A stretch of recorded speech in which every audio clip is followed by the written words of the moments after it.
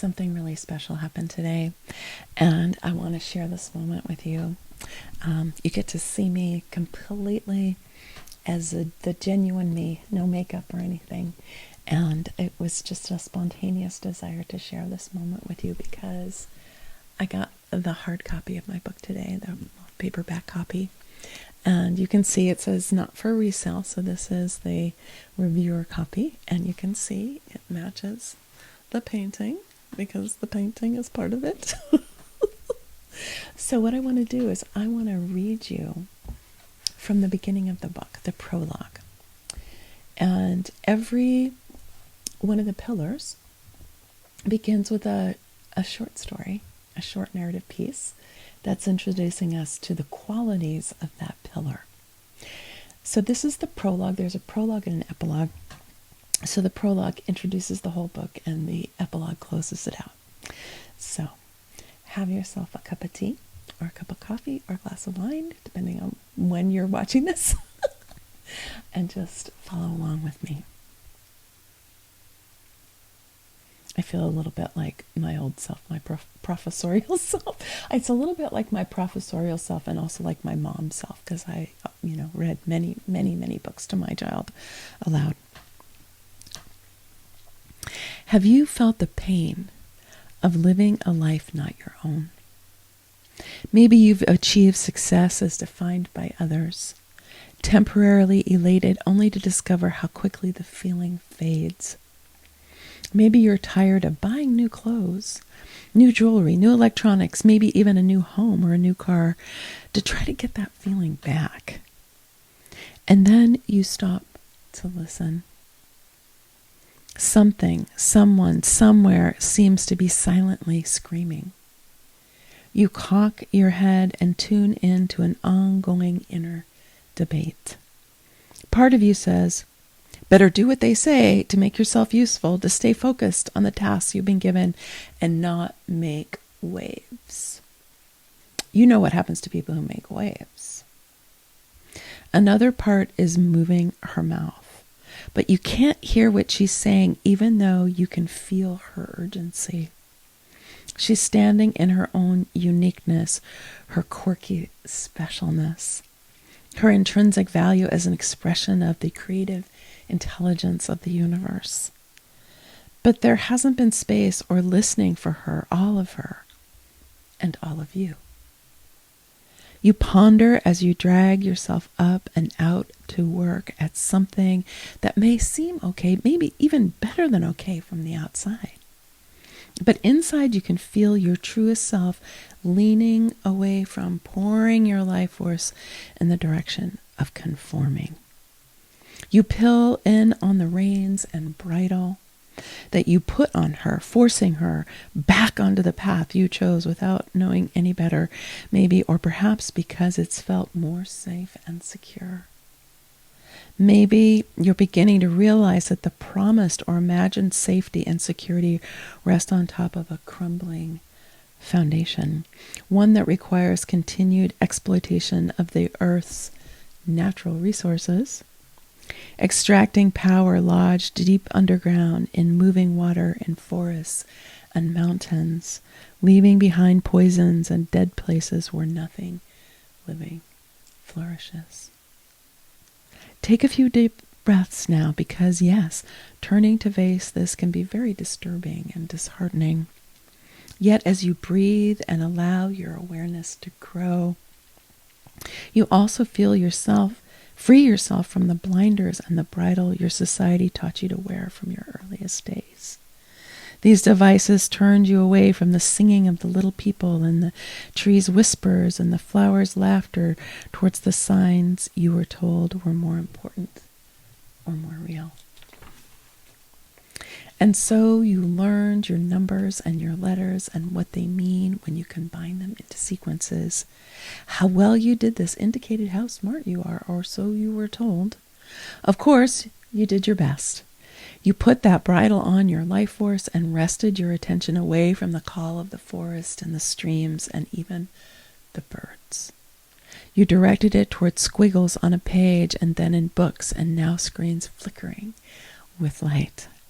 You hush the part of you that cannot help but ask, this is what's real? Really? You learn to push that part so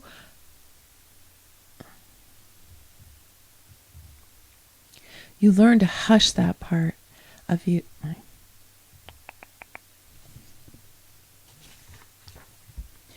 You learn to hush that part of you so thoroughly by the time you get to make more and more choice. Okay. Try that page. Okay. You learn to hush that part so thoroughly by the time you get to make more and more choices for yourself. You can barely hear her, at least not clearly, not most of the time. She may slip into your dreams on occasion because you can't truly silence her. You can only close your inner ears and ignore the heart that beats in rhythm with this deeper, more ancient aspect of your being. Perhaps cracks are showing or being felt in the image you created of yourself. The one in charge who knows how to navigate life's complexities and create the success you were told would bring you happiness. Yet that hollowness inside reverberates louder each day, its echoing dissatisfaction slowly rising to the level of pain. That's why you picked up this book, isn't it? Because that silent screaming has become so distracting and disturbing that you can no longer simply ignore it. I know, I get it. More than once I've done my own dance with the soul inside of me shredding my life from the inside and trying to get out, to get free. Because here's the thing. We, all of us, have many, many layers of experience we've inherited from our ancestral line, as well as the myriad other lives on our soul's journey, and this one precious life we're living here in this moment. We've gotten really, really good at surviving and expanding our influence as the planet's dominant species. We still carry within us the marks of violent creation that led us to where we are now. What we've learned has made us successful as the planet's primary predator. Yet now we stand on the edge of a precipice we didn't realize we were digging with each act of violence against the earth. The precipice yawns before us. None can tell what will happen were we to teeter off the edge and drop into the depths below. Your soul self, the one silently screaming inside, has been seeing the precipice deepening year after year, generation after generation, yet her warnings have often gone unheeded. A different part took the blinders and put them on. She submitted to the bridle willingly, closed her inner ears, and focused straight ahead. But oh, now the bridle holds you too tightly. The blinders create distress, and your soul's call finally makes its way into your daily consciousness. You stand the precipice in sight, your heart pounding, your ears burning and your eyes tearing, asking, what now? What now indeed? You reach up and unbuckle the bridle. And off it comes with the blinders. Suddenly, light pours in, and what was once narrow becomes incredibly wide. A sudden, sharp intake of breath helps you receive what you're seeing and feeling, and you realize you need to sit down or else you might teeter and fall. You can feel spirit within you dancing. While you like the feeling, you also know the part of you who's been bridled for so long will need time and attention to grow into what you now sense is possible. Like an inmate released from prison or a wild animal raised in captivity now let go, you need to adjust to your new reality. You ask Spirit inside of you to show you the way, and she says, if you were to listen in the cool, quiet morning, from around the corner of your mind, you might hear your longed-for future whispering. The possibility is always already here, you see, not just in the imaginings of those who fear what's to come or in the musings of those who long to escape their present experience. Yet those who are desperate do shape shimmering images of possibility that perhaps they'll live into. Yet alongside these grows visions smelling of rich soil and bursting with new life that expresses humanity's potential as sovereign stewards. In some places, these visions have already taken root and now are reaching into the sky, drinking possibility from the infinite. Released from the bridle of consumer culture, curiosity, and commitment, unearth connections that have always been lying in wait, eager to be noticed and activated. The people thus freed create lavishly, paintbrushes of possibility dripping with vivid colors and configurations not seen in such numbers for millennia. Their singing rides on the wings of ravens, carried across the inner plains, whispering invitations to those who choose to listen. In a moment or a lifetime, you turn and cock your head, opening your inside ear. The scent of freesias wafts your way, pulling along in the wake of whispers, tickling your taste buds. Yet you begin to feel that despair isn't necessary even as you face what's most difficult. That dangerous road need not be taken, even though billboards with blinking arrows would send you that way. No, you feel choice rising inside of you as you wrest it away from the reach of the media, rich with disaster scenarios. No, you say quietly to yourself as you place a hand on your forehead and reach inward to grab those stories. Slowly, purposely, you pull out of your imagination versions of the future to which you refuse to give your life force. You disperse them with 3 straw clams of your hands. Ah. Space. Quiet. Now the whispers, barely heard, slide in, spreading into your heart and belly, pulsing, warm, alive. Their voices rise and fall with a cadence at once new and familiar, as ancient as the mutterings of the gods who created us. The air around you begins to simmer, luminescent gold and silver, and your favorite colors softly emerging from the ethers. As you watch, you feel more than see the way the particles of light swirl and swoosh, as if they were still in the waveforms from which they came. As they slow down, the particles drop into form, an exquisite temple of light building itself before you. You realize as you watch that you can participate in shaping its form, co-creating this sacred space of consciousness. 1, 2, 3, 4, 8 pillars all together begin to take shape, each with its own shape, color, and tone. You drift up the stairs that have appeared, moving into a temple designed by your desires. As you step inside, labradorite stretches out before you, offering a foundation of stability and magic. The pillars phase in and out of form, shimmering and translucent one moment, shiny and solid the next. A moment later, they appear rough and ridged, and you sense more than see the way they root down into the earth, even as they reach green-tipped upward into the sky. These are your pillars, future which whispers in your ear. Your longing has called them, and they invite you into this portal of consciousness. Can you feel how their life force responds to your desires? And yes, indeed you can.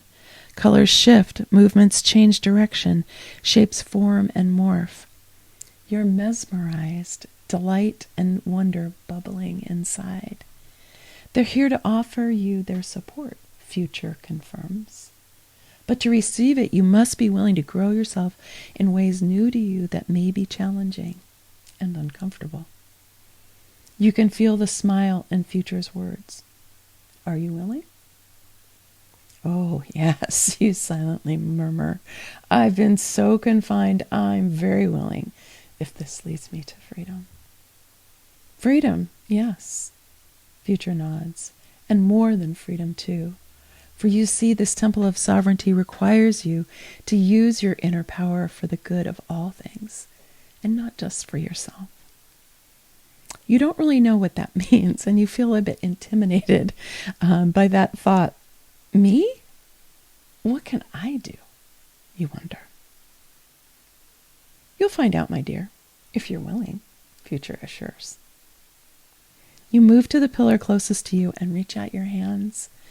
It presents a surface to you that feels eerily solid and transient at the same time.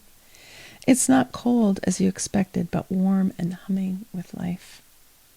As you close your eyes, the pillar's presence becomes magnified, and you feel yourself inside a green-filled space, glittering, gleaming, glorious, all around you.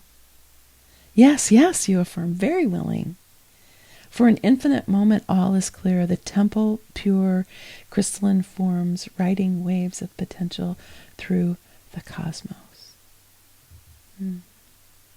And then a raven calls to her mate in the branches above you, and you suddenly feel again the half-drunk cup of coffee in your hand. As you open your eyes, your perception collapses into sequential moments in time. Yet a patina of that deep knowing still colors all you see, a sense of majestic pillars reverberating inside you. You know you're forever changed, a new path stretching out before you. You delete the news apps from your devices and turn off notifications for everything but communicate from your most beloved. And you nourish this rich silence within, listening, feeling, imagining, wondering, shimmering, leaning into what's next. So that's the prologue. The cover and the painting is my version of the 8 pillars as part of a redwood circle, also known as a fairy ring or a fairy circle.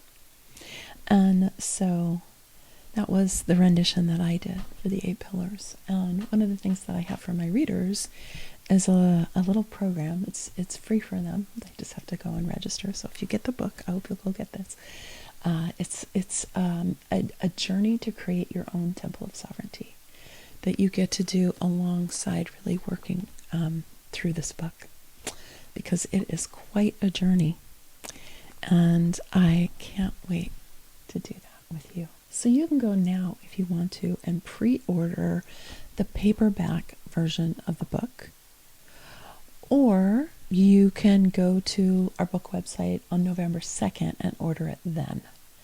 And we will direct you to Amazon if you come then to buy it, either the paperback. The Kindle version will be free on November 2nd, and the paperback version is 30% off. Whether you pre-order it or you order it on November 2nd, it'll be 30% off the list price. And I just wanted to make it as easy as I can for you to say yes, to go check this out if this is something that you want to do. And if you do go ahead and pre-order it or get it on November 2nd, you also get bonused into a 3-session masterclass that I'll be doing in November and early December called Take Command of Your Life with Feminine Sovereignty. So it'll be like orienting you to the themes of the pillars, helping you get oriented with the book. It's going to take us a little while to get the books, but orienting to them, and just getting us started on this journey of developing our feminine sovereignty. So I hope that you will join us for that. It's going to take place inside of the Becoming Sovereign Quantum Retreat Center, so you can tune in there if you're already a member, and if not, I hope you'll join us soon. And on November 2nd, we are also having a whole day of celebration and transformation, streaming here on YouTube. It's also going to be streaming onto Facebook, and I will put all that information in the description so you can find out how to join us. So obviously it's free. It's all on going to be on YouTube, and I've got a panel of readers. We're going to do an energy boosting practice. I'm talking to Robin Wynn, who is the best-selling author of 3 different human design books. I'm going to be interviewed by Kim Miller, who is my yoga master and an internationally recognized and celebrated yoga teacher. And yeah, so we're going to be doing more readings from the book. I'm going to be giving away signed copies of the book and some other prizes. So I hope that you will join us then. Okay, many blessings. Much love. Bye for now.